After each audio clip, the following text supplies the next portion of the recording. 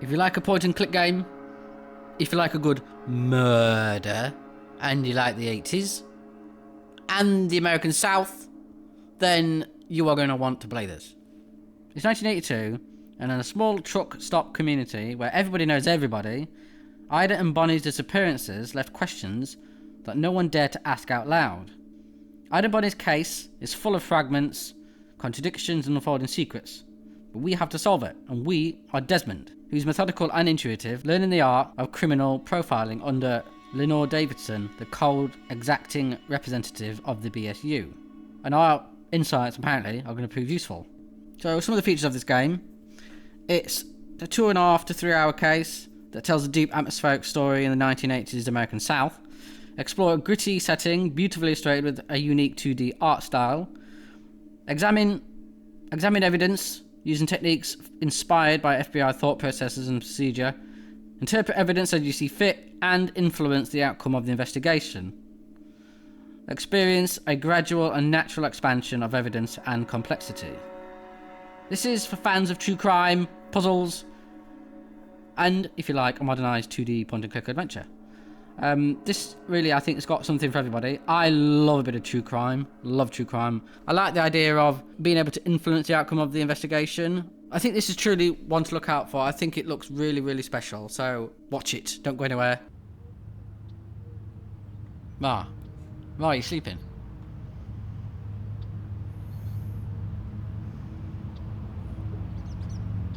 Hello? Ma? I'm coming in, okay? Don't be mad.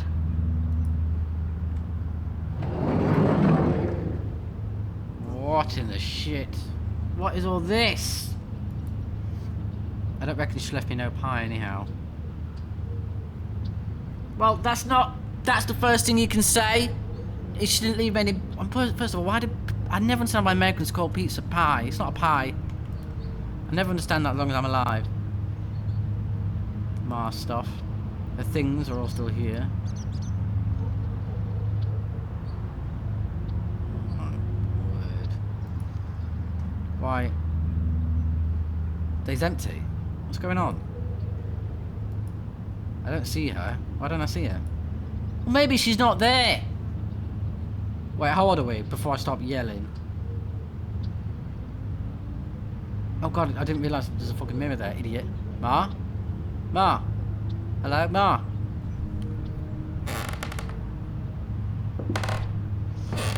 Oh, she sat up. Oh, that's creepy. Oh, Jesus. Her fucking body's there. Oh, yes, guys. That was creepy. I haven't witnessed something creepy like that in like a 2D point-and-click game. That is 10 out of 10. It looks like I'm alone. I beg your pardon, there's a body in the room. I don't know how she'll feel about this. Whenever I was with her, I was sure that she didn't even like me. I guess maybe. Maybe this is a good thing? What do you mean? Hello? L. Davidson. No. Time to get out your head, Desmond. She should be here any moment now. You'll find out what this is about soon enough. What the hell was all that then? Special Agent Trainer Lenore Davidson. She ran behavioural science classes for us recruits here and there. Why, though? Oh. I don't know. Why of all people has she called me here? And where is she? It's a good question. Looks like a photo of Lenore's inauguration into the FBI. Not sure about this one, though. Why? Oh, not sure about this other one, though. Huh. Seems to be an FBI rejection letter. Huh. From Hoover himself, no less. It's not for her, though. Some Nancy McRae. Wonder what the story is. Who knows? Looks like she runs a tight ship, especially compared to all the other SSAs I've reported to. Please come. Oh? Lenore was a Really? beat cop. Now this I'd like to have seen. Well, that's still normal, innit? A lot of people in that field, they start out as beat cops. Probably where she'd up to that no-nonsense stare-down technique of hers. Well, if she's a woman, and it's the 1980s, She's kind of got to have that attitude, otherwise you're not going to get anywhere, because women weren't allowed to do fucking nothing. They weren't respected in any field.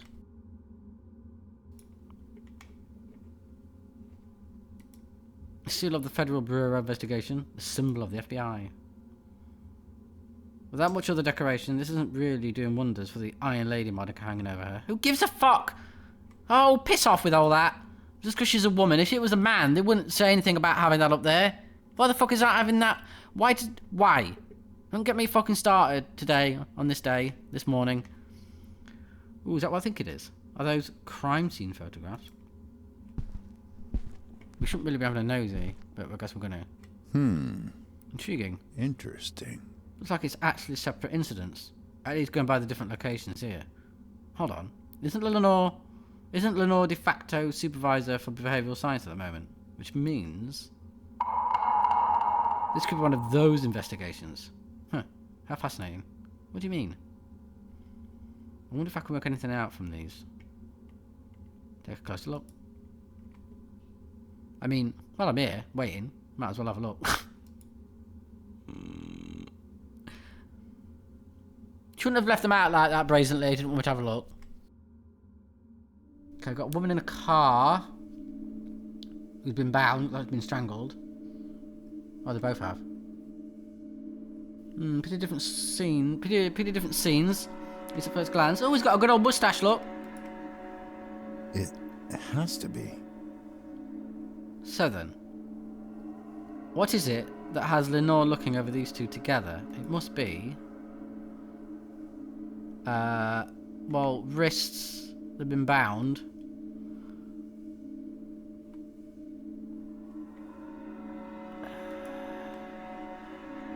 Her neck. Clear ligature mark. Strangulation is like the cause of death. You know, come to think of it, I do have my things here with me. I could just... What? Oh.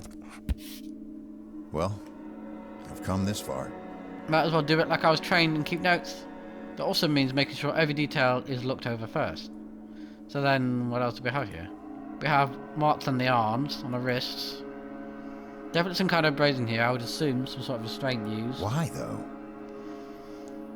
But then why remove one kind of restraint just to leave another? I've got a fucking clue.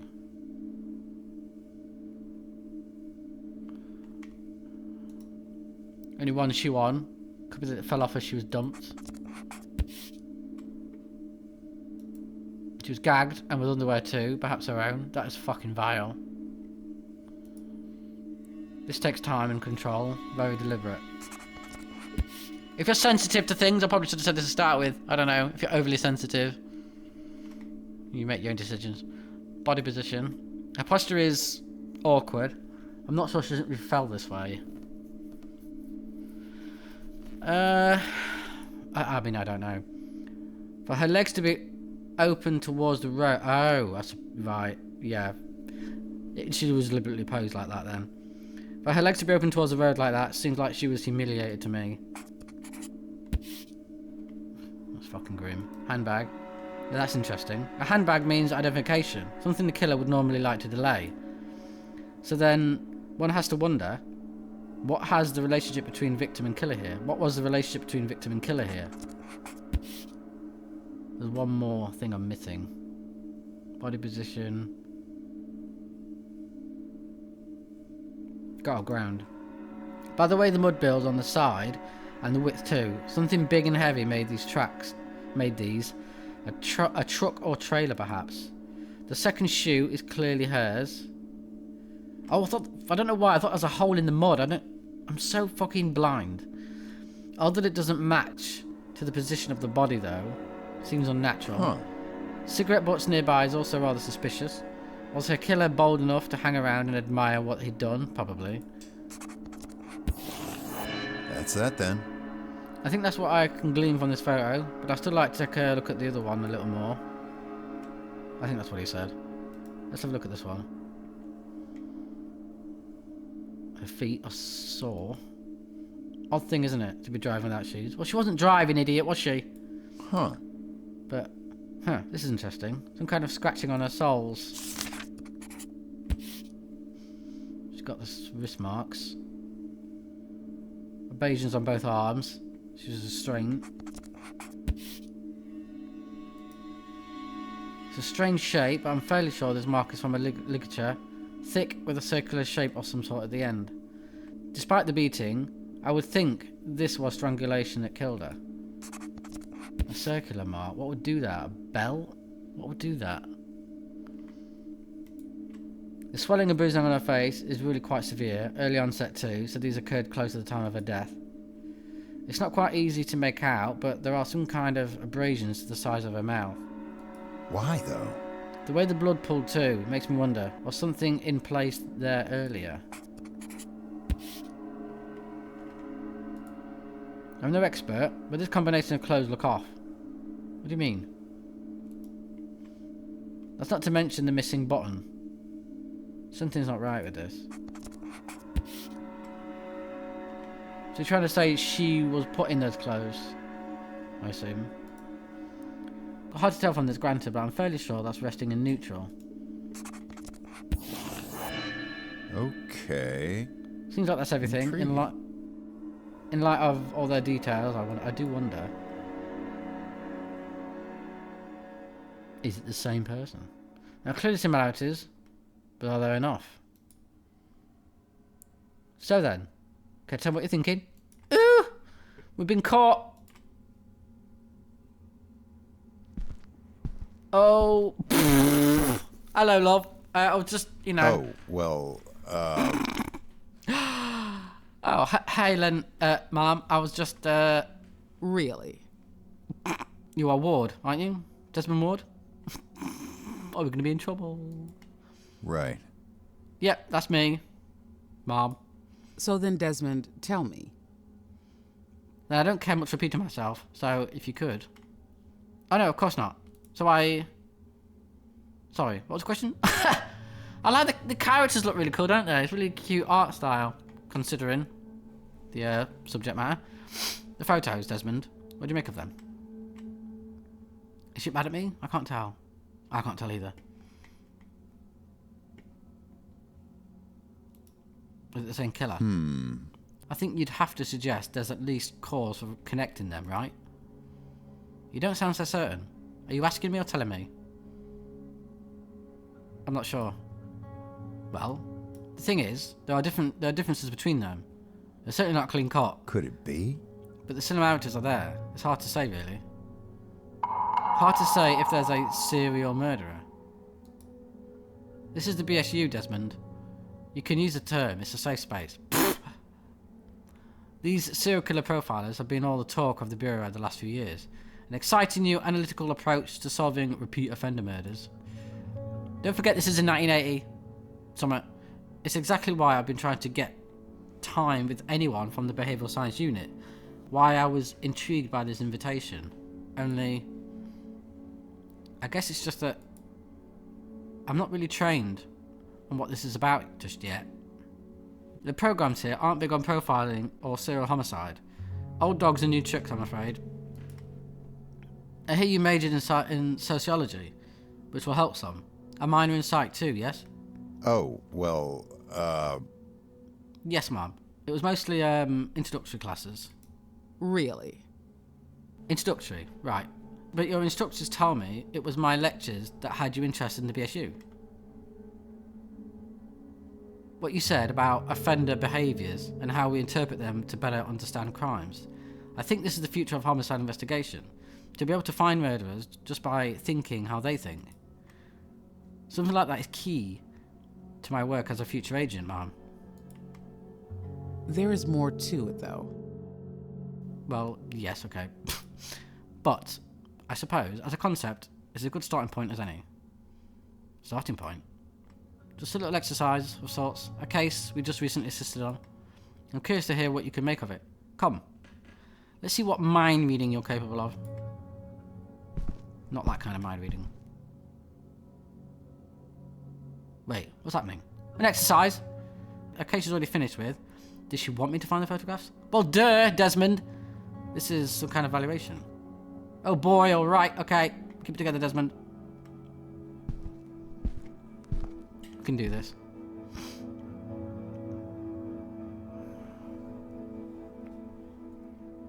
So, the first thing you should know, that you'll largely process this like any other case you trained with. It's there in the evidence. Start from the beginning, follow the evidence, and work the angles. That's the only way to understand the behaviours. And now that you're already familiar with the two victims, we can jump straight in. Oh? Well, I did have a little look. I think familiar might be a stretch though. Desmond. Come now. This is all just logic. Look, I'll even start you off easy. Take the victim on the left. How would you have set about identifying her? What would have most likely identified her? Handbag? It has to be. Sure, the handbag, right? Assuming there's a license or something similar. Good. See, it's not so hard. As it turns out, it did indeed contain a driver's license that identified her as Bonnie Hayes. Bonnie Hayes. Mrs. Hayes' body was discovered not far from where she lived. A local found her on the shoulder of a back road. Our second victim on the right was found by deer hunters. The car she was in had been driven into a forest. She was identified through the car's registration as Ida Rothermund, and also found not far from where she lived. Oh, I like this! Oh, I love a bit of true crime. One on the back road, Interesting. the other inside a car in a forest, both close to their homes. Both late 20s, and importantly, no signs of a struggle around either body, which means they were likely not the primary crime scenes, the scenes of their murders, but rather the disposal sites, which is already part of linking serial murder cases, isn't it? The way each body is left behind. Perhaps. If characteristically similar. Since you have the urge to impress, why don't you elaborate on that? Oh, well, On linking offender behaviours in serial homicide. I'm paraphrasing here, but the way an offender acts during their crime will reveal aspects of them as a person. The evidence they leave behind reveals the choices they made, and those choices tell us a lot. What they desired or feared, hated. So if crimes show repeated patterns of behaviour, repeated signs of that same personality, Not bad. then it could be a repeat offender. Yes. Well then. What would you suggest here? Could we claim there are similarities in how the offender disposed of his victim? The way... Well, they're not similar, though, are they? One was lobbed. She was laid on. She was like posed on the ground. She was clearly posed. I don't think she was just thrown there. She was already gagged. She was put in a car, and clearly not put in the clothes that she was wearing. I'm going to say are different because they are different. here's what I'm thinking. Maybe they were both somewhat secluded, but is that just enough? I would think they are actually different. In the forest, Ida's body is significantly more hidden. There is more to it, though. I would be inclined to agree with you, but there is also more to it than that. Why leave the bodies near their homes? Perhaps there's repeated patterning here of fear of needing a quick disposal. That's true. Right. That's true. So, it's a start, but I guess we need more information, more context. Well, proximity must be a fairly large factor, right? How close are they to each other? Now you're getting somewhere. You're certainly asking the right questions. Miss Hayes was found close to Briar Hollow, an old and mostly defunct logging town at the northern outskirts of Cumberland. Miss Rothermund and her car were closer to Hickory Ridge, North Tranton, a fuel junction with a few residents, not much else. In fact, Thing is, both were found off the same back road connecting the town to the fuel junction, barely 2 miles apart. Oh? Really? Then they must be connected. What are the chances? I mean, a back road between two small populaces, it can only be so many people. not quite, Desmond. Don't get ahead of yourself. It's about context, as you said. And we have good reason to believe the suspect pool can be significantly wider. Let's see here. Think carefully on this photograph. What do you think is an indication of why this might not just be a local offender? The ground nearby. Because they could be driving something large like a truck. Right. You're referring to the tyre tracks, aren't you? A deep and wide impression. That means a truck. And if we're starting to look into truck drivers, then Oh. we could be but looking at anyone and if everyone that's who the took case- deliveries through the area. And when you consider the main highway passing through Hickory Ridge, that's not such a small pool of suspects after all. Ha! I was right though. So then, where does that leave us? We've discussed 2 offender behaviours, body disposal and area of offences, but that's simply not enough. The evidence tells the story. What we need to consider are all of the evident behaviours together before we can call this a series or not. Now, for that, here, excuse me, Desmond. You need this notebook. Go ahead, take a look so we can get started. What's just a notebook in it?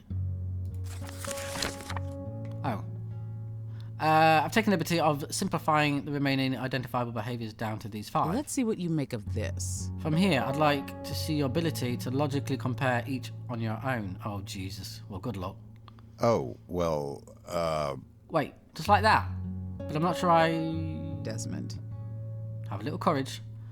Consider this a warm-up of sorts. I don't expect you to get it straight away.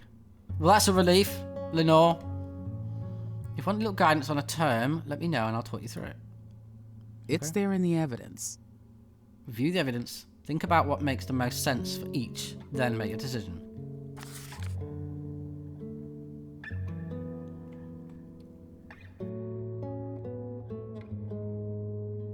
Reasonably decent, she says. I'd ever doubt myself. No. And also a tough customer. But this is really it. A chance with the BSU. I'm not older. I'm the hair. I'm not sure I agree with the tough customer. She's just professional. She wasn't not scary. She's not like, Iron Lady. She seemed really easy to talk to. She's not got a problem with if I've got a difficulty with a term or something. She's happy to tell me. I don't think she's a tough customer. I think that's just 1980s man talking. Personally. okay, Desmond. You can do this. Take your time.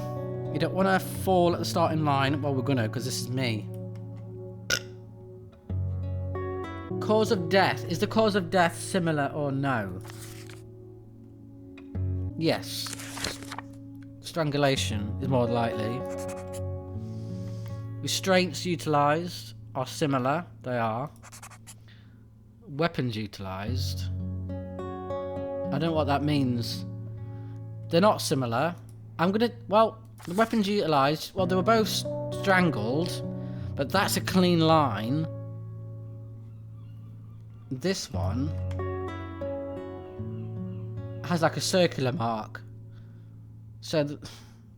And she was also beaten in the face. That one, the other lady wasn't. I'm going to say no. Signs of overkill. Can I ask about that? Generally speaking, force against a victim which wasn't necessary in actually causing the victim's death is known as overkill. Oh, I see. Here I'm particularly interested in indications of emotion from the offender, rather than a controlled attack. Well, she was beaten in the face. That shows overkill. This didn't need to happen. She hasn't got none of that. I don't think the pants on the mouth has got anything to do with overkill. That doesn't show overkill, but that one does. So that doesn't link to me. Staging or pose? Yes. I think we're happy with that. Weapons utilised, I'm going to stick with no, because I think they were strangled with 2 different things, and one of them was beaten. Let's see here. Oh, I hope I'm right. I'm going to be fucked off if I'm not. Not quite, Desmond. What? Well, you're close. More than half are right, by my count. What do you mean? Only 1 or 2 wrong. That's close, right? Well, It's all the same. Come I'd like this to have a far. look at these again then. Go ahead. There's a learning process. More than half are right.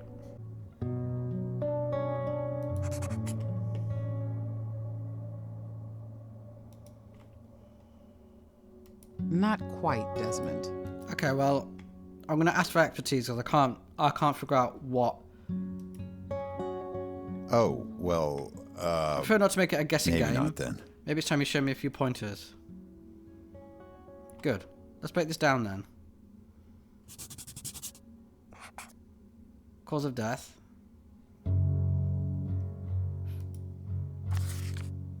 This is reasonably clear. Both victims have ligature marks along their necks.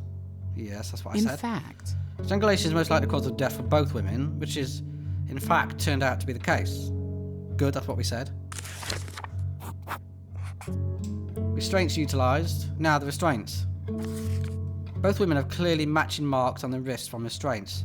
But not only that, there is more to it, though. bruising around Ida's mouth, the way the blood has pooled on her face. It's subtle, but it's there. Both women were also gagged during their attacks. Oh, I didn't think about that. Oh, very good. Well, I still got it right. Now, things get a little more interesting here. We know both were strangled. However, the impressions on each victim's neck, the ligature marks differ. That's what we said. She's got a circular mark on hers. If that's the case, Does this mean it was a different offender? Not necessarily, but even so, the change in exact weapon is significant. So far, so good. Signs of overkill. Admittedly, without training, this is harder to pick up, so allow me to clarify. There's a distinct difference in the injuries between the two. There's reason to believe it's related to overkill. in fact, With Ida's bruising not having time to heal, it must have occurred during the time of her death or just before. Was this violence used to control her? She was already restrained, so no, that's not likely. And with Bonnie having so much injuries, we can't account these differences. We can't discount these differences. Okay. I'm annoyed because I should have spotted that. Because I think initially I did put no at one point. At some point I did put no. And I questioned myself. And lastly, staging, another tricky one. I think they're both staged. They're just obviously staged in different ways. But they are both staged. Both bodies have in fact been repositioned. However, Ida's was made to appear accidental. It was staged. Oh, so there's a difference. Yeah, there's a difference between posed and staged. Bonnie, on the other hand, was posed, positioned in a way to degrade and humiliate her. the evidence tells the story. One to deceive investigators, the other as ritual or symbol. Seemingly similar, but in actuality quite different. Okay. Fair enough. So there we have it. For your first foray into linkages. Okay, no, I explained that really well, actually. I understand. I understand. I was seeing as staging and pose as the same thing, and they're totally not the same thing. Fair enough. Not bad. Missing good calls, not bad, Desmond. Yeah. Well, thanks. But I can't pretend I would have noticed all of that. That's quite a lot. The victims are restrained in similar ways, but we don't know if it was the same unique gag. Both are strangled, but with different ligature. I wonder. They're on the same road, Could it be? but with all this said, is that enough? A little more critical in your suspicions now. That's good. I like to see it. What we need is an aspect of the offender's behaviour that is significant. Something undeniably from the same person. Let's see here. Let's focus on what you mentioned just now. The gag utilised against Bonnie. You describe it as unique. Well, it's so deliberate. There are much easier ways to gag someone. He needs to go out of his way to do it. Exactly. Which means it likely fills an important need for the offender. He's driven to do it. So then, what if we can prove that this unique behaviour, the same type of gag, was utilised during Ida's homicide? Oh? Really? But hold on. The gag is clearly removed, right? But how can we possibly know what was used? It's not always about what is seen, Desmond, but also what can be deduced. So then, Desmond, tell me. Think carefully. What would we need to examine here in order to know if Ida had the same gag as Bonnie? Well, we'd need to know if she's wearing underwear, wouldn't we? Her clothes. Could it be? I suppose if Ida did have her underwear removed and used a gag, then the logical thing was to examine would be her clothes. The underwear would be missing, assuming the offender kept or disposed of them. Not bad. Either that, or they'd be back on her, which it turns out was the case. The presence of blood and saliva on underwear gave it away. It matched perfectly to the positioning as a gag.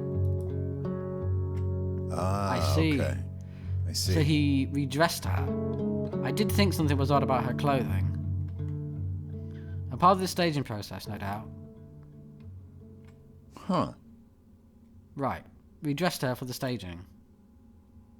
The same back road, restraints, strangled, same unique gag. If that's the case, At this point, it's quite compelling. The behavioural links are difficult to deny. This is likely a repeat offender, and these two cases should be investigated with that close in mind. But then, despite the similarities, the victims are still so different. You know, all this time it seemed like it was the differences that made this harder to investigate, but now I think it's exactly those differences that help find the man who did it. Oh? How is that then? It has to be. It's like you say, if you follow the logic of why he did what he did, it can only mean one thing. It can only mean that he was known to one victim much more than the other. perhaps. Interesting. You have my undivided attention, Desmond. Well, I've come this far. Well, you're in it now. I hope I'm right about this. The differences in the crime scene suggest the killer was known to... Oh, God! I don't know! Well, okay. If we think about it... Oh, I don't know, because... He humiliated her and not her. Right? So I would say her, because... Yeah, but she was beat in the face and she wasn't. So what does that say? Was he being harder on the woman he knew or not? That's the question as well. Oh God, I've confused myself now. Also, why would he put the underwear back on Ida afterwards? And he wanted to make it look like an accident. The beating of the face and everything seems to me like higher emotion in the moment. I'm gonna say Ida. I think I'm wrong though. Here's what I'm thinking. It must be Ida that knew him. I think it comes down to the staging, like he's hiding something. But on the other hand, he wasn't hiding anything. Even though identification was right there. Nicely deduced. Not bad at all. But I'm wrong. Oh. The central need for a murderer connected to a victim is to obfuscate that connection.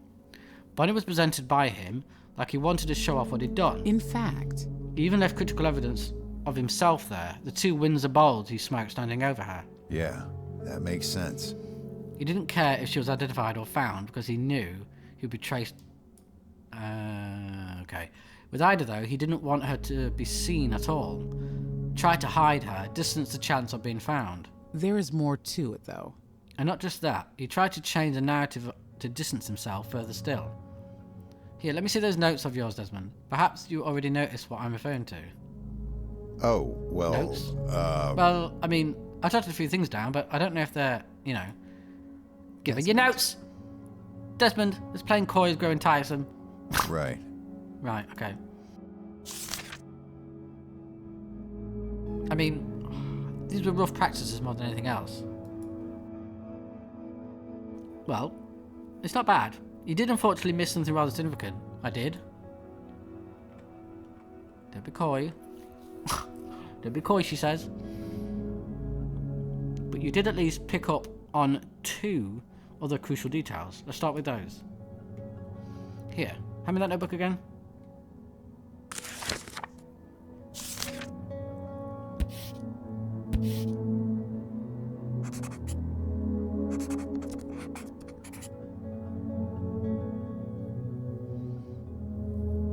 Questions answered with facts from the crime scenes. This is the foundation of any investigation. Let's see what you make of this. From here on, I'd like to see you apply your own observations, your evidence to solve the questions we find. Answer this using the notes I've made. I can try that, Could sure. it be? But you want me to prove Ida wasn't driving the car. Like I said, you already have 2 pieces of evidence that suggest this was the case. It's there in the evidence. Think on it. What are the 2 aspects you noticed that could infer she wasn't actually the one driving? Review the notes you took first. When you found the right evidence, add them here. You've done well so far. We'll see if that was just luck. Or not soon enough. Well, unless she was driving barefoot.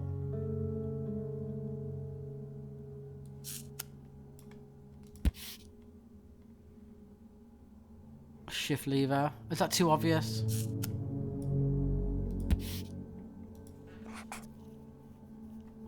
While certainly not definitive, the lack of shoes at the very least should be raising questions for an investigator. Perhaps. Perhaps she prefers driving barefoot, or perhaps she wasn't actually the one driving. Why is that? Well spotted.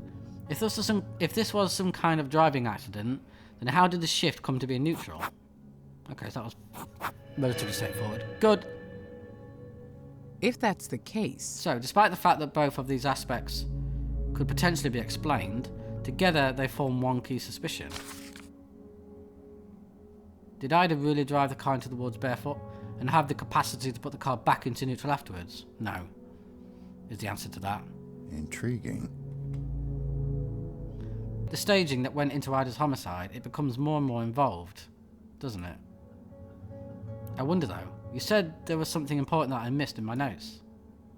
Anyway, the most important, take a look at how Ida was positioned here physically. Okay. what do you think? Doesn't something about it make it highly unlikely she was driving? The fact that she's sitting back? If she was driving and she crashed, would she be like through the window? Because she's not wearing a thingy, a seat belt, so she would be out the window. Oh, position of the seat. The seat's really far back. It's that. Ah, okay. I see it now. I see. It's where her seat is. It's so far back. Not bad. Indeed.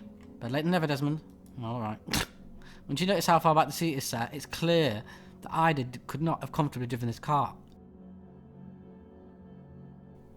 Yeah, that Right. makes sense. I see.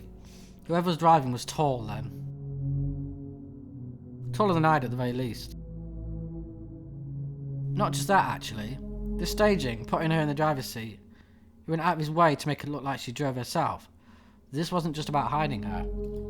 Exactly. Changing the narrative. Taking as much attention off himself as possible. You had the right of it. This was very much about him knowing one victim more than the other. That makes 2 established ideas. We have a repeat offender and one that was known to Ida. So then, Desmond, tell me. Where are you going to start this investigation? With her? Me? Where am I starting? Desmond. Really? We spoke about this. Right. Yes, ma'am. Well, I guess the bottom line here is learning more about Ida. That's what I said. Her home, her typical movements of the day, any partner she might have been seeing. Why is that? Why do you think it is that you do that? Well, if we can learn more about it, it seems inevitable we'll come across the person responsible, sooner or later. I'm not talking about the case, Desmond. I'm talking about you. This defensiveness. What do you mean? I'm sorry? I'm not sure I follow, ma'am. You're shying away from taking the initiative, but not always. What do you think that is? Does something in particular intimidate you, Mr. Ward? Is this about me or about the case? What is this? Get out of my head. Not by you. By the situation. I'll be honest, I suppose. I've just been waiting for this chance for some time now, actually. I think it wasn't my place to assert ideas in an area I'm still learning. But believe me, I appreciate the opportunity and I'm willing to start this. Very much so, ma'am. Right, I see. Interesting. Back to it, Desmond. Good. Then let's get started. But I want something from you. The note-taking, drawing your own conclusions. I want that initiative from here on out. I want to see what you can do on your own. Starting with this.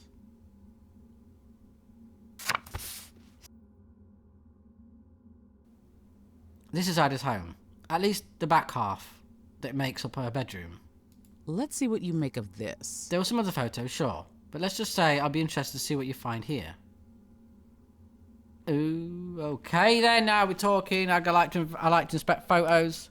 Right then, let's have a look at these pictures. See what we can deduce with our brilliant brain. Okay, I just home.